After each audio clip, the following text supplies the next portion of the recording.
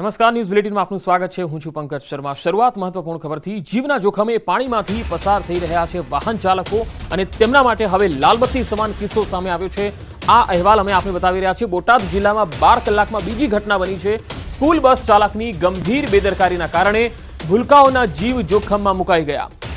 વિદ્યાર્થીઓ ભરેલી school bus નદીના કોઝવે પર પાણીમાં ફસાઈ ગઈ। ખાંભડા ગામમાં ઉતાવળી નદીના પ્રવાહમાં સ્કૂલ બસ ફસાઈ ગઈ। જ્ઞાન મંદિર વિદ્યાપીઠ બોટાદની સ્કૂલ બસ ધસમસતા વહેણ વચ્ચેથી પસાર થવા જતા પાણીમાં ફસાઈ ગઈ હતી, જેના કારણે વિદ્યાર્થીઓ અને બંને છેડે ઉભેલા વાહન ચાલકોના જીવ તાળવે ચોંટી ગયા। જોકે સ્થાનિક લોકોએ તાત્કાલિક ટ્રેક્ટર અને લોડરની મદદથી સ્કૂલ બસને પાછળથી ખેંચીને બહાર કાઢી લીધી। ગ્રામજનોની મદદથી વિદ્યાર્થીઓ ભરેલી બસને સુરક્ષિત બહાર કાઢવામાં આવી। જોકે અહીં સવાલ એ છે કે પાણીનો પ્રવાહ વધારે હતો છતાંય આ જોખમ કેમ લીધું? વિદ્યાર્થીઓના જીવને જોખમમાં શા માટે મૂકવામાં આવ્યા? કોઈ દુર્ઘટના ઘટે તો જવાબદાર કોણ?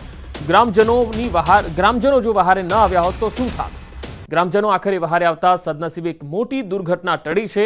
સ્થાનિક તંત્ર પાણીના પ્રવાહમાં જોખમ ન ખેડવા વારંવાર અપીલ કરે છે, છતાંય લોકો બેદરકારી દાખવી રહ્યા છે। તો એક્સક્લુઝિવ તસવીરો આપને બતાવી રહ્યા છીએ। ધસમસતા વહેણમાંથી પસાર થવા ગઈ સ્કૂલ બસ અને પાણીના વહેણમાં ફસાઈ ગઈ।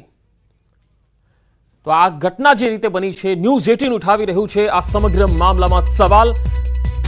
પાણીમાં જ્યારે સ્કૂલ બસ ફસાઈ છે ત્યારે પાણીનો પ્રવાહ વધારે હતો છતાં બસ ચાલકે આ જોખમ કેમ લીધું? જ્યારે આ પ્રકારના બનાવો વધી રહ્યા છે ત્યારે પણ કેમ જાગૃત નથી? વિદ્યાર્થીઓના જીવને જોખમમાં શા માટે મૂકવામાં આવ્યા? આ તો સદનસીબે ગ્રામજનોની મદદથી આ બસ અને તેમના તમામ વિદ્યાર્થીઓનો બચાવ થયો છે, તેઓ મદદે આવે એટલા માટે। જો કોઈ દુર્ઘટના ઘટી હોત તો જવાબદાર કોણ? વધુ માહિતી સાથે સંવાદદાતા બોટાદથી વિજયસિંહ જોડાયા છે। વિજયસિંહ, આખો આ મામલો કેવી રીતે સામે આવ્યો અને કેવી રીતે વિદ્યાર્થીઓના જીવ માંડ બચાવાયા? જી પંકજ, ચોક્કસથી જણાવું તો ગંભીર બેદરકારીનો કિસ્સો જે છે તે આ પ્રકાશમાં આવ્યો છે।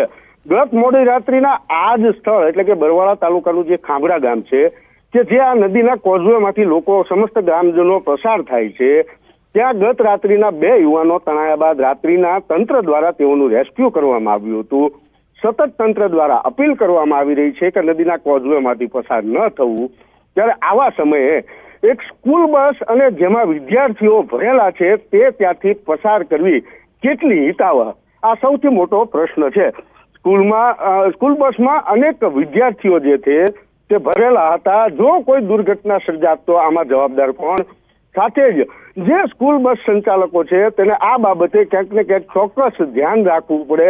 તો સ્થાનિક લોકોને પણ ધ્યાન રાખવું પડે। આ કહી શકાય કે સમસ્ત જે નદીમાંથી પસાર થતા લોકો છે તેઓની માટે આ લાલ બત્તી સમાનનો કિસ્સો જે છે તે પ્રકાશમાં આવ્યો છે। માત્ર 12 જ કલાકમાં ફસાવાની આ બીજી ઘટના એક જ જગ્યા પર ઘટી છે। ત્યારે સ્કૂલ બસ પસાર કરવી સૌથી ગંભીર નિર્ણય સ્કૂલ બસના ચાલકનો હોઈ શકાય તેવું હાલ પ્રાથમિક દ્રષ્ટિએ લાગી રહ્યું છે। જ્યારે સ્થાનિકો આ મામલે જાણ થતા ત્વરિત ત્યાં પહોંચ્યા હતા અને ટ્રેક્ટર અને લોડર મારફતે આ સ્કૂલ બસ જે છે તે પાછળથી ખેંચી અને બહાર કાઢવામાં આવી હતી। સદનસીબે મોટી દુર્ઘટના તો ટળી છે, પરંતુ કહી શકાય કે લોકો માટે આ લાલ બત્તી સમાન કિસ્સો છે અને આવી ગંભીર બેદરકારી મોત પણ નોતરી શકે છે।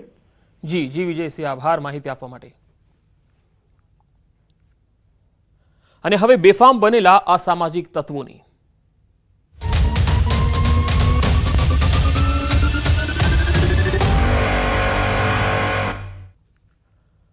અમદાવાદના ચાણક્યપુરીમાં દહેશત ફેલાવનારા અસામાજિક તત્વો સામે કાર્યવાહી કરવામાં આવી। મીડિયાના અહેવાલો બાદ પોલીસે ત્વરિત પગલાં લીધા અને 3 માથાભારે તત્વોની ધરપકડ કરી।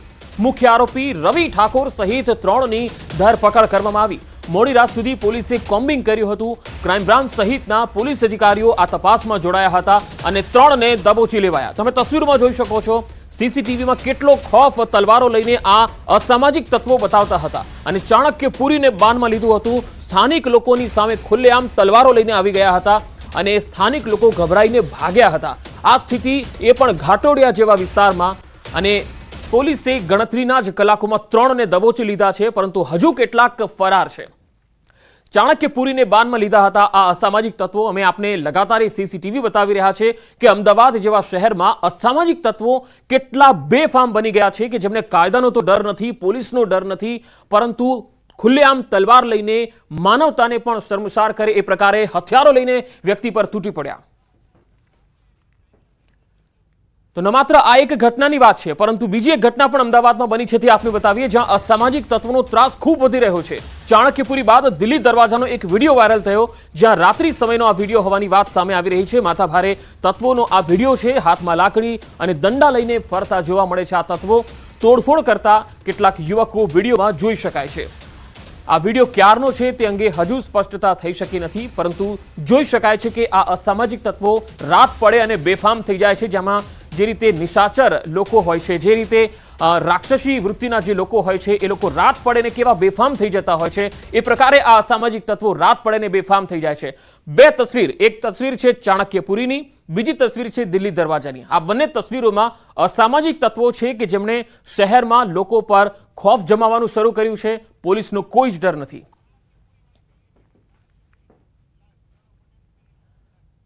વધુ માહિતી મેળવીશું. સંવાદદાતા પ્રણવ પટેલ અમદાવાદથી જોડાયા છે. પ્રણવ, ચાણક્યપુરી જેવા વિસ્તારમાં આટલી રાત્રે અને લોકો આટલા બધા હોવા છતાં પણ ખુલ્લેઆમ તલવાર લઈને અસામાજિક તત્વો તૂટી પડે છે લોકો પર, આ ખરેખર ખૂબ ગંભીર બાબત છે.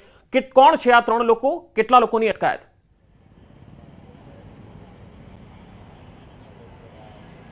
પંકજ, સૌથી મોટો સવાલ એ થઈ રહ્યો છે કે ખાખીનો ડર છે કદાચ અસામિત તત્વોને રહ્યો નથી, અને તેના જ કારણે અસામિત તત્વો છે ગુજરાતની અંદર અમદાવાદમાં બેફામ થયા છે.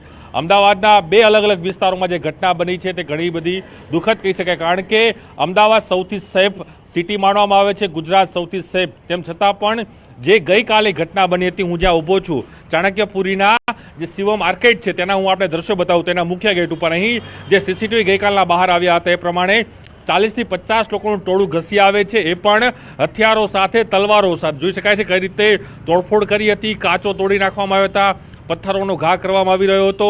અહીં એક સામાન્ય પરિવાર રહી રહ્યા છે, એ પરિવારને કે રીતનો ખોફ હશે તો આપણે કલ્પના કરો કે આખું જે આ ગેટ છે, ગેટ બંધ કરવાની ફરજ પડી. સ્થાનિક લોકો, જેના સોસાયટીના મેમ્બરો છે તે નીચે આવી ગયા હતા, અનેક મહિલાઓ હતી, અને ક્યાંક ને ડરનો માહોલ ઊભો કરવાનો પ્રયાસ આ અસામિત તત્વો કરી રહ્યા છે. ઘાટલોડિયા એ મહત્વનો વિસ્તાર છે અમદાવાદનો, અને એ વિસ્તારની અંદર આ પ્રકારના અસામિત તત્વો જ્યારે અહીં આવે તો આપણે કલ્પના કરો, હું જે આપણે બતાવી રહ્યું છું આ બી બ્લોક, અહીં અસામિત તત્વો છે તે રહી રહ્યા હતા, અને તેની અંદર આખી આ જે ઘટના છે ત્યાં ઘટના બની હતી, અને ત્યાંથી ત્રણ જે લોકો કહી શકાય કે તે લોકો અહીં ભાડું રહી રહ્યા છે તે પ્રકારની વાત કરી રહ્યા હતા. અને તે સમયે આ લોકો ઘૂસ્યા હતા, અને 50 થી પણ વધુ ટોળું જે છે તે અંદર ઘૂસી ગયું હતું, ને આખો જે જીવ છે તાળો છૂટી ગયો હતો. સર, ખાસ કરીને જે આખી ઘટના બની, કઈ રીતે આખી ઘટના બની હતી, ને આપણે એક જાગૃતતા આપણા વિસ્તારમાં લોકોએ બનાવી છે? હું આ સોસાયટીનો ચેરમેન છું. હવે એમાં શું હતું કે 3 દિવસથી એ લોકો 27 તારીખે રહેવા આવેલા હતા. એટલે કાલે મને અજાણ્યા ઈસમ લાગ્યા, એટલે મેં એક જણની પૂછપરછ કરી. એટલે મેં ક્યાં જાવ ભાઈ, ક્યાં રહો છો? એટલે કે હું 205માં રહેવા આવ્યું. તો મેં કીધું ભાડા કરેલા લાવો. એટલે એ એવું કહેતો હતો કે હું સોમવારે તમને આપી દઈશ. મેં કીધું બાકી મેન્ટેનન્સ છે તમારા મકાન માલિકનું, એ પણ મને જોશે નહીં તો હું ખાલી કરાવી દઈશ. તો પછી બીજો ભાઈ ઉતર્યો, તો બીજો ભાઈ તો પીધેલી હાલતમાં જ હતો કમ્પ્લીટલી. પછી ત્રીજો ઉતર્યો, એટલે ત્રીજાને મેં પકડ્યો. મેં ઊભો રહે ભાઈ, તું ક્યાં ગયો? એટલે કે હું ચોથા માળે ગયો હતો. મેં કોના ત્યાં ગયો હતો મને બતાવો. એટલે પછી અમે એને પકડ્યો, એટલે સોસાયટીવાળા બધા આવી ગયા, 2-4 જણા હતા જ નીચે. પછી એને બેસાડ્યો, અને એ પકડાઈ ગયો, એટલે એ અમારી પાસેથી ઝપાઝપી કરીને નાસી ગયો, અને એ ભાગી ગયો. એ માણસો બધાને તલવાર સાથે માણસોને લઈને અહીંયા આવી ગયા સોસાયટીને, અને પછી જબરજસ્ત સોસાયટીના ગેટ ઉપર તલવાર અને પથ્થરમારો કર્યો, અને અમારી સિક્યુરિટી અને અમે સોસાયટીને જાંપો બંધ કરી દીધો હતો, એટલે એ આવી ના શકે. નહીંતર તો અમારા બધાની પરિસ્થિતિ કાલે કંઈક ખરાબ જ હોત. અમારા ત્યાં 2 સાહેબ રહે છે, એમને સહકાર બહુ જબરજસ્ત. એક SL ચૌધરી સાહેબ છે, એમને જબરજસ્ત સહકાર આપ્યો. બીજા PI છે, એમને પણ સહકાર આપ્યો. એ તો સુરત છે, પણ અમારી સોસાયટીની અંદર રહેણાંકને ભય તો એક કલાક પૂરતો તો ભય થઈ જ ગયો. માહોલ બની ગયો. UP બિહારમાં જે રીતે ધારી આવતા હોય સામ યસ તલવારો ગુજરાત છે, આ ગુજરાત છે, અને મુખ્યમંત્રીનો એરિયા છે. સલામતી તો હોવી જ જોઈએ. પોલીસે પછી કાર્યવાહી કરી અને પકડી લાયા, એ સાચી છે, પણ આવું બનવું ના જોઈએ, કોઈ પણ સોસાયટીમાં ના બનવું જોઈએ. જે મકાન છે ને એની અંદર 2 થેલા ભરીને દારૂ પકડાયો. ઓકે, ફોટામાં જોયું કે દારૂ પકડાયો જ છે. દારૂ પકડાયો. યસ. ઓકે, એટલે તમે ખાસ કે જોવો છો, મહિલાઓ અહીં ઘણી મોટી સંખ્યામાં રહેતા હોય, બાળકો અહીં નીચે રમતા હોય છે, તો કેટલું સેફ? સેફ તો નથી, પણ એઝ અ સિટીઝન તરીકે બધાએ જાગૃત રહેવું જોઈએ. કોઈ તમને અસામાજિક માણસ દેખાતો હોય ફ્લેટમાં કે બાજુમાં રહેતો હોય તો તમારી ફરજ બને છે કે એને પૂછવાની, એની પાસે ભાડા કરાર માંગવાની, અને તમે એને સોસાયટીને જાણ કરો તો એના ઉપર એક્શન લઈ શકાય અને પોલીસને જાણ કરી શકાય તાત્કાલિક. ઓકે, ચોક્કસ. જે રીતે અસામી તત્વો અહીં આવ્યા, જે રીતે સીસીટીવી આવે છે, 50થી પણ વધુ લોકો અંદર ઘૂસે છે તલવારો ધારિયા સાથે. કદાચ હું ફરી કહીશ કે યુપી બિહારમાં એક સમય ફિલ્મોમાં જોતા સીનની અંદર કે આવી રીતના હુમલો થતો, એ પ્રકારનો હુમલો થયો હતો. જી બિલકુલ, આપની વાત બિલકુલ છે. યુપી બિહાર જ સર્જાયું છે ગઈકાલે અહીંયા આગળ. અમદાવાદ ઘાટોડિયા મત વિસ્તારમાં આ ઘાટોડિયા મત વિસ્તાર જે કેન્દ્રીય ગૃહમંત્રીનો પણ મત વિસ્તાર ગણાય છે અને સીએમ સાહેબનો મત વિસ્તાર ગણાય છે. અને ત્યાં આગળ આવો બેકોફ થઈને આ અસામાજિક તત્વો જો આવી શકતા હોય તો એની પાછળ પીઠબળ હોવું જોઈએ કોઈનું સરકારમાંથી, તો જ આટલી હિંમત થઈ શકે. આવા લોકોને સબક શીખવાડવો જોઈએ. આ લોકોને એવો સબક શીખવાડવો જોઈએ સાહેબ. અહીંયા જાહેરમાં જેમ સુરત હર્ષ સંઘવી સાહેબે જે રેલી કાઢી હતી લોકોને ગુંડાઓની, સરઘસ કાઢ્યું હતું ગુંડાઓનું, એવું આ લોકોનું સરઘસ ગાળશો તો બીજો કોઈ ગુંડા તત્વ ઊભો નહીં થાય. અને સાહેબ ખરેખર પોલીસને આ કરવું જ જોઈએ એવી પોલીસ જોડે અમે આશા રાખીએ. પોલીસને આપણે ફોન કર્યો તો પોલીસ ચેરમેન ક્યારે આવી હતી? પોલીસને આપણે કંટ્રોલ રૂમમાં ફોન કર્યો. મેં પોતે જ કંટ્રોલ રૂમમાં ફોન કર્યો હતો. કયા સમયમાં આવી? 10 મિનિટની અંદર પોલીસ આવી હતી, પણ એ સમય પહેલા તો પેલા લોકોએ અમારી સામે હથિયારબાજી તો થઈ ગઈ, પથ્થર મારો ને જે બધું થઈ જ ગયું હતું. પોલીસના આવતાથી ત્યાં સુધી એ લોકોએ 10-15 મિનિટ માટે સાહેબ ખરેખર આતંક મચાવી દીધો હતો. એટલે ઘરમાં એકદમ લેડીઝ રહેતા હોય, નાના બાળકો તો ડરનો એક આખો એક ભય અહીંયા જ ઉભા હતા સાહેબ. મેં મારા હાથથી મેં પ્રમુખ નરેન્દ્રભાઈ આ 4 જણાને લેડીઝ અને અંદર રાખી અને હું અહીંયા લાકડી લઈને ઉભો રહ્યો અને મેં એમને આકોટો કર્યો કે જો અંદર ઘૂસ્યા તો પછી કાયદો હાથમાં લેવો છે. ત્યાં સુધી તો એ લોકોએ ગાળો આપણી, મેં સીસીટીવી વિડીયો ઉતારવાનું કીધું પબ્લિકને, ત્યારે એ લોકો થોડા ડર્યા તો દરવાજાની અંદર ના આવી શક્યા. ને કે જો સાહેબ હું બોલ્યો ના હોત ને ગાળો ના બોલ્યો હોત તો એ દરવાજાની અંદર આવવાની તૈયારીમાં હતા. ચોક્કસ આ લોકોની જાગૃતતા કહી શકાય. હું ફરી બતાવીશ કે આ બી ફ્લોરમાં ચોથા માળે રહી રહ્યા હતા અને એક સમયે કહી શકાય કે ભયનો માહોલ, ભયનો ઓથ નીચે કદાચ લોકો જીવે પ્રકારની સ્થિતિ બની ગઈ હતી. માત્ર 10થી 15 મિનિટમાં જે લોકો અંદર આવ્યા હતા, કહેવાય છે કે 40થી 50 લોકો તલવાર અને ધારિયા સાથે આવે, એટેક કરે છે, પથ્થરમારો કરે છે અને એક અસામયિક તત્વોનો જે આતંક હોય ને, હું ફરી કહીશ ક્યાંક ખાખીનો ડર જતો રહ્યો છે. તે પ્રકારના દ્રશ્યો આજે સૌથી સેફ સિટી ગણાતા અમદાવાદ શહેરમાં, એ પણ ઘાટોડિયા જે વિસ્તાર છે તેની અંદર આ જોવા મળ્યા હતા. જી પ્રણવ, આભાર માહિતી આપવા માટે. તો ચાણક્યપુરી વિસ્તાર ઘાટલોડિયામાં આ પ્રકારના દ્રશ્યો, અને હજુ પણ સ્થાનિકો ભયમાં છે. સ્થાનિકોની એક જ માંગ છે, સોસાયટીના લોકોની એક જ માંગ છે કે આ અસામાજિક તત્વોને એવો સબક શીખવાડવામાં આવે કે બીજી વખત કાયદો આ પ્રકારે તેઓ હાથમાં ન લે, એવી સ્થિતિ ના પેદા થાય કે જેથી લોકોએ જ કાયદો હાથમાં લેવો પડે. આજે ચાણક્યપુરીનો આ બનાવ છે. બીજો તસવીર તમે દિલ્હી દરવાજાની પણ જોઈ શકો છો.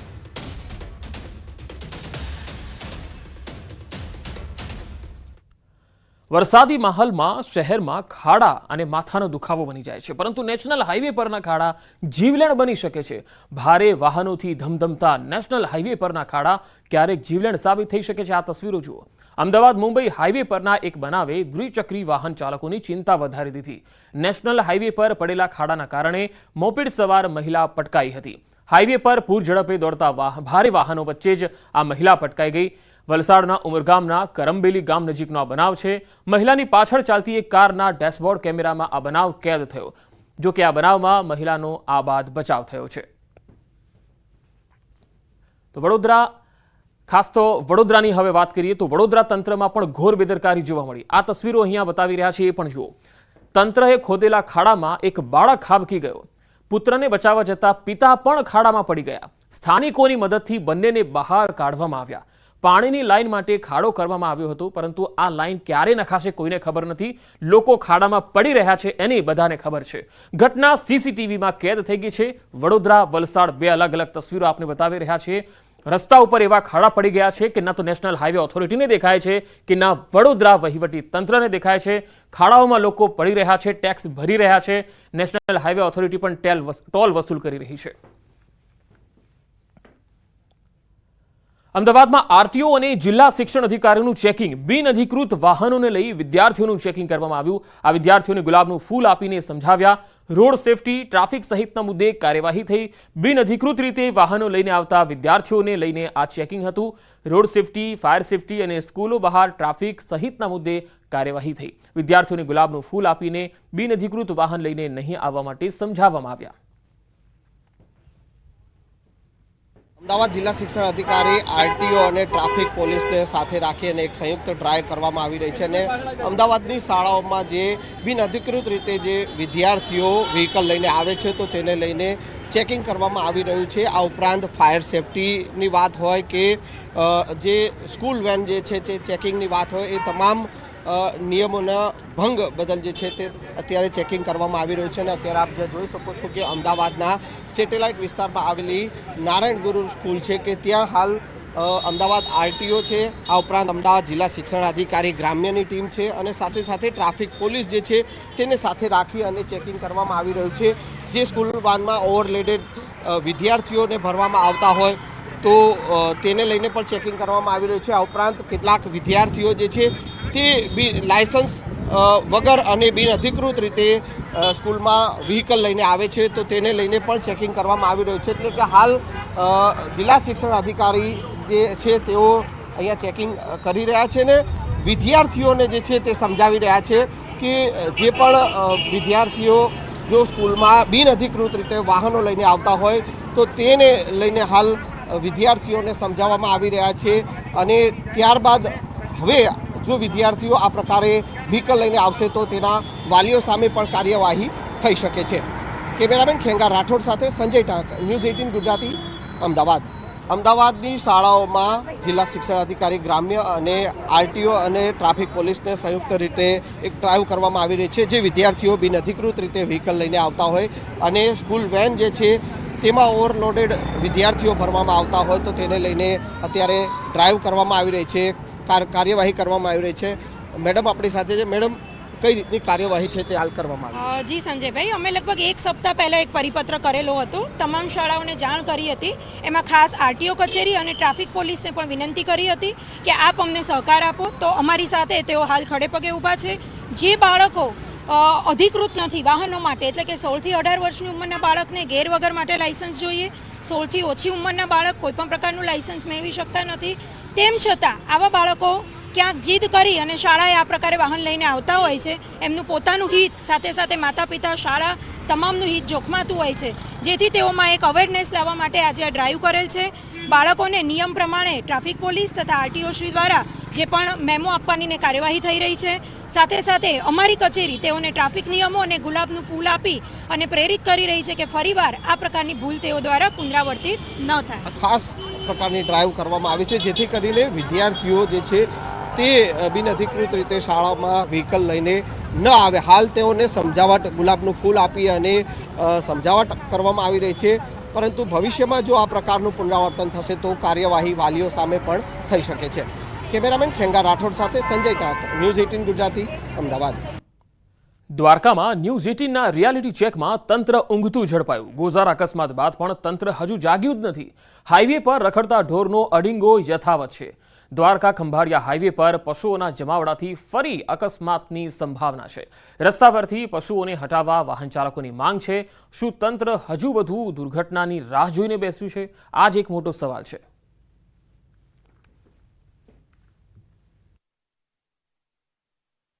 કડી મહેસાણાથી આવીએ છીએ, દ્વારકા દર્શન કરવા આવ્યા હતા। દ્વારકાથી પરત થતા અમને ઢોરનો એનો બહુ ત્રાસ વધી ગયો છે। ડ્રાઇવિંગ કરવું બહુ મુશ્કેલ છે। અભિયાલ તમે જોઈ શકો છો, આ રોડ ઉપર જ છે। તો હાલ દ્વારકામાં અમે ગઈ રાતે જ એક્સિડન્ટ એક જોયો, જ્યાં એક લક્ઝરી, 2 કાર, 7 લોકોના મૃત્યુ થયા છે। તો એ બધું જોતા બધું કંઈક નિર્ણય લેવો જોઈએ। પશુપાલનનું કંઈક નિકાલ લાવો જોઈએ ગવર્મેન્ટને, ગમે તે હોય। ટોલ ટેક્સ ભરીએ અમે, એનું કંઈક નિકાલ તો મળવો જોઈએ। આ અભી હાલ અમે જ બચી જાય, જસ્ટ જો તમારા સામે જ છે ગાડી, ગાયો પડે અમે બ્રેક મારી, અમે અભી હાલ એક્સિડન્ટ થતો જ અમારે। હાલમાં અત્યારે જે હાઈવે ઉપર કેટલા પણ ગૌવંશ છે તે હાઈવે ઉપર હાઈવે રોકીને બેઠા હોય અને દિવસે ને દિવસે આ એક પ્રશ્ન છે તેનું નિરાકરણ જ નથી આવતો, કેમ કે દિવસે ને દિવસે વધતા જાય છે ગૌવંશ અને રોડ ઉપર ઉતરી આવ્યા છે।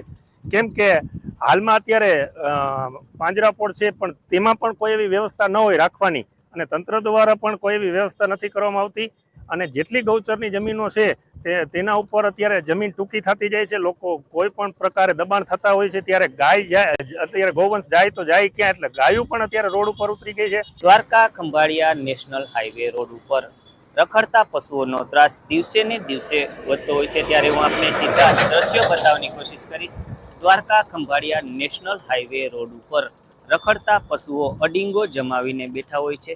ત્યારે વાત કરીએ તો આ રખડતા પશુઓ રાત્રિના સમયે પણ હાઈવે રોડ ઉપર બેઠા હોય છે અને નિર્દોષ વાહન ચાલકો અકસ્માતનો ભોગ બનતા હોય છે. ત્યારે બે જવાબદાર તંત્ર આ રખડતા ઢોરનો જે યોગ્ય વ્યવસ્થા કરે તેવી લોકો પણ માંગ કરી રહ્યા છે. ત્યારે વાત કરીએ તો ગત રાત્રિના સમયે જ આ રખડતા પશુઓના કારણે ગમખ્વાર અકસ્માત સર્જાયો હતો, જેમાં 7 લોકોએ જીવ ગુમાવવાનો વારો આવ્યો હતો, જેમાં 10 થી વધુ લોકો ગંભીર ઈજાગ્રસ્ત થયા હતા. ત્યારે ન્યૂઝ 18 ગુજરાતી હાલ Dwarka Khambhalia national highway road ઉપર રિયાલિટી ચેક કરવા પહોંચ્યું, ત્યારે કંઈક ચોંકાવનારા દ્રશ્યો સામે આવ્યા હતા. આટલી મોટી ગંભીર અકસ્માત સર્જાયા બાદ પણ તંત્રએ કોઈ પગલાં ન લીધા હોય તેવું સ્પષ્ટ સામે આવી રહ્યું છે. હાઈવે રોડ ઉપર અનેક જગ્યાએ રખડતા પશુઓનો જે ત્રાસ છે તે જોવા મળ્યો હતો. ત્યારે લોકો પણ માંગ કરી રહ્યા છે કે રખડતા પશુઓનો યોગ્ય વ્યવસ્થા તંત્ર દ્વારા કરવામાં આવે. મુકુંદ મોકરિયા, ન્યૂઝ 18 ગુજરાતી, દેવભૂમિ, દ્વારકા. વડોદરામાં 2 મહિનામાં ત્રીજી વાર પૂરનું સંકટ સર્જાયું. સિઝનમાં ત્રીજી વખત પૂરનું સંકટ જોવા મળ્યું છે. વિશ્વામિત્રી નદીની સપાટી વધી રહી છે અને કાંઠામાં પાણી ભરાઈ ગયા છે. પરશુરામ ભઠ્ઠા વિસ્તારમાં પાણી ઘૂસી ગયા તો નદીના પાણી પરશુરામ ભઠ્ઠાના ઝૂંપડપટ્ટી વિસ્તારમાં જે ઘૂસ્યા છે તેના દ્રશ્યો પણ જોઈ શકાય છે. જોકે વરસાદે વિરામ લીધો છે એટલે થોડી રાહત છે. એક યુવક પાણી વચ્ચે ઝૂંપડપટ્ટી ઉપર ચડી ગયો. ચારે તરફ પાણી છે અને યુવક ઝૂંપડપટ્ટી પર ચડીને લાચાર દેખાઈ રહ્યો છે. નદીના પાણી ઘૂસી જતા યુવકે પોતાની બચીકૂચી ઘરવખરીને બચાવવાના હવાથિયા મારતો જોવા મળ્યો. આ તરફ નદીના પાણીમાં મગરોનો પણ ત્રાસ વધ્યો છે. એક તરફ નદીમાં પાણીનો કહેર છે અને બીજી તરફ પાણી વચ્ચે મગરનો આતંક પણ છે. વડોદરામાં વિશ્વામિત્રી નદી જે છે તેની ભયજનક સપાટીથી માત્ર 1 ફૂટ દૂર છે અને તે પહેલા રાત્રે જ ઘણા નીચાણવાળા જે વિસ્તારો છે, કોટેશ્વર છે, પરશુરામ ભઠ્ઠા વિસ્તાર છે, આ તમામ કાંસા રેસિડેન્સી છે, આ વિસ્તારોમાં પાણી આવવાના શરૂ થયા હતા, જેના પગલે સ્થાનિકોના જીવ તાળવે ચોંટી ગયા હતા. જો કે હાલ વરસાદે વિરામ લીધો છે, પણ ઉપરવાસમાંથી જે પાણી આવી રહ્યું છે એ વિશ્વામિત્રી નદીનું જળસ્તર વધારી રહ્યું છે.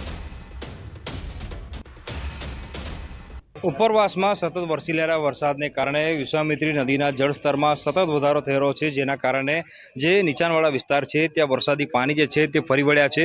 આ દ્રશ્યો તમે જે જોઈ રહ્યા છો તે પરશુરામ ભઠ્ઠાના દ્રશ્યો છે અને ગણનારું જે છે તે જોઈ શકાય છે કે ગણનારું જે છે તે પાણીથી ભરાઈ ગયું છે. ઉલ્લેખનીય બાબત છે કે સામાન્ય દિવસોમાં અહીંયાથી હજારોની સંખ્યામાં લોકો જે છે તે અવરજવર કરતા હોય છે, પરંતુ જ્યારે ગણનારું ભરાઈ ગયું છે ત્યારે ઉપરના દ્રશ્યો જોઈ શકાય છે કે એક ટ્રેન જઈ રહી છે અને ટ્રેનની બાજુમાંથી લોકો જે છે ગણનારાના બદલે વૈકલ્પિક રસ્તો જે છે તે અપનાવી રહ્યા છે. લોકો પોતાના જીવના જોખમે આ જે રેલવે ટ્રેક છે તેના પરથી પસાર થઈ રહ્યા છે. ઉલ્લેખનીય બાબત છે કે મેં કીધું પ્રમાણે કે આ ગણનારું સતત ધમધમતું રહે છે. અહીંયાથી હજારો લોકોની અવરજવર ચાલુ રહે છે, પરંતુ જ્યારે ગણનારામાં પાણી ભરાઈ ગયું છે ત્યારે હવે લોકો ગણનારાની ઉપરથી પસાર થઈ રહ્યા છે. અહીંયાથી રેલવેની સતત અવરજવર હોય છે. વડોદરાનું રેલવે સ્ટેશન અત્યંત વ્યસ્ત રેલવે સ્ટેશન કહેવામાં આવે છે, તેવામાં લોકો જે છે પોતાના જીવના જોખમે પસાર થઈ રહ્યા છે. તે ખૂબ જ ગંભીર બાબત કહી શકાય, કારણ કે તંત્રે પણ આ વિષય પર ધ્યાન આપવાની જરૂર છે. કોઈ અકસ્માત થશે, કોઈનો જીવ જશે તો એના માટે જવાબદાર કોણ, એ સૌથી મોટો સવાલ જે છે તે અહીંયા ઊભો થઈ રહ્યો છે. આ તમે ગણનારાના દ્રશ્યો જોયા, પરંતુ હવે જે ઝૂંપડપટ્ટી છે કે જેનો પાણીમાં ગરકાવ થઈ ગયો છે, જળ સમાધિ લીધી છે, તેના પણ દ્રશ્યો તમને બતાવવાના પ્રયત્ન કરીશું. તમે જોઈ રહ્યા છો કે અહીંના રહેતા લોકો જે સ્થાનિક લોકો છે તેઓ પાણીમાંથી પસાર થઈ રહ્યા છે અને પોતાની જે ઘર વકરી છે તેને બતાવવાના છેલ્લી ઘડીનો પ્રયાસ જે છે તે કરી રહ્યા છે.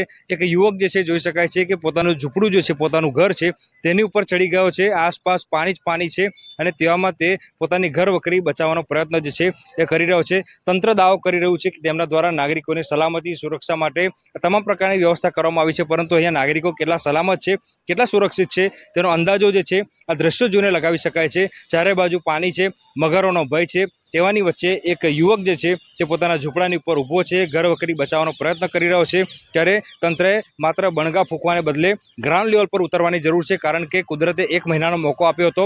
તંત્ર જે છે હજી સુધારવાનું નામ નથી લઈ રહ્યું. તંત્ર હજી ઘોર નિંદ્રામાં છે. એના કારણે જ જે નીચાણવાળા વિસ્તારમાં રહેતા લોકો જે છે તેમની સ્થિતિ જે છે તે કફોડી બની છે. તંત્ર દાવા કરી રહ્યું છે કે અહીંયા તમામ પ્રકારની જરૂરી સુવિધા સહાય આપવામાં આવી છે, પરંતુ અહીંયા તંત્રનો એક પણ અધિકારી, કર્મચારી કે નેતા સુદ્ધા ફરક્યો નથી. હાર્દિક દીક્ષિત, ન્યૂઝ 18 ગુજરાતી, વડોદરા. તો આ બુલેટિનમાં અત્યારે આટલું જ. નમસ્કાર.